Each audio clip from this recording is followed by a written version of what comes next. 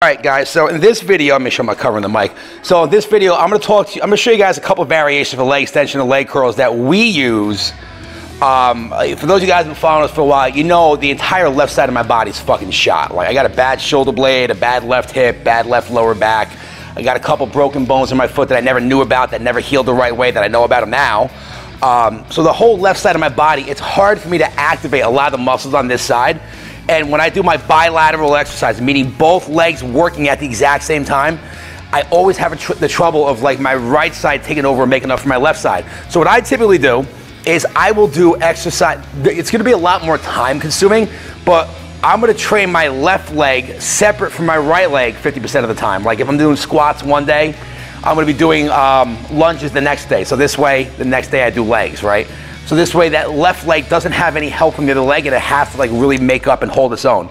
One of the ways we do that with leg extension is we do this like marching style of leg extensions, right? Now, I did legs 2 days in a row. I just got done doing a bunch of leg exercises, showing you guys shit in other videos. I am not doing my normal weight. I am doing 40 pounds on here, that is it. Because you don't really need a lot of weight for this one. What I'm gonna do, right?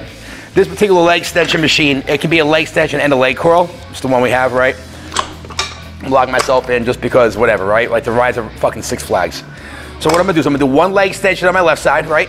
I'm gonna do one on my right side. Now I'm gonna do two on my left side. 1, 2. I'm gonna do two on my right side. Now I'm gonna do three on my left side. And what I'm doing is I'm pyramiding myself up as I go, and I'm trying to die out somewhere between 5 and 7 reps, right? If I'm getting less than 5 reps, the weight I'm using is probably a little heavy, and I should go lighter, right? If I'm getting more than 7, it's probably a little light. I should probably go heavier. So somewhere between, just from what we find, that 5 to 7 rep range is right within that sweet spot, right? And what's happening now is I don't have this leg supporting this leg, so this entire leg has to work to really stabilize everything, right? And if you see, I kind of shift off to the side, so I engage my shoulder blades and my obliques to help me stabilize my hip more. Otherwise, I slip into my hip flexor all the time. That's why you see me shifting side to side a lot on this one, right? Like if I'm on the bottom, Susie, come to the front, please.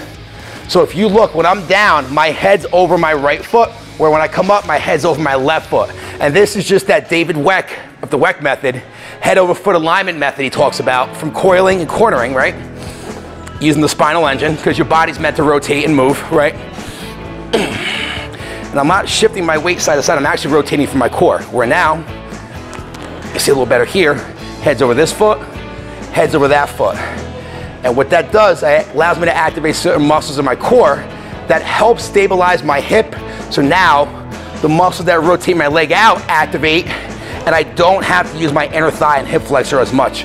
A lot of you guys who get a lot of back pain, it might be from this exercise right here because you're using so much inner thigh and hip flexor to stabilize, and like you're leaning forward and you're in the neck and you're in the shoulder blades, that you're very front chain dominant. I like to have my people sit all the way upright, squeeze the shoulder blades. Some people even squeeze the back of the bench. And I'm trying to drive my shoulder blades together and down to my hips. So this way my lats engage more than anything else. You're gonna realize your lat muscles are responsible for so much shit in your exercise routine that people say, Jay, how do I get a bigger chest? Train your lats and your shoulder blades more. Jay, how do I get bigger legs? Train your lats and your shoulder blades more. Jay, how do I get rid of my neck pain? Train your lats and your shoulder blades more. Jay, how do I get better abs? Train your lats and your shoulder blades more.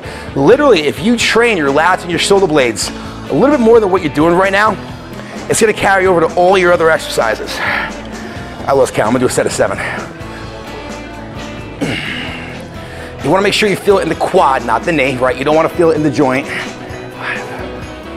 4, 3, 2, one more.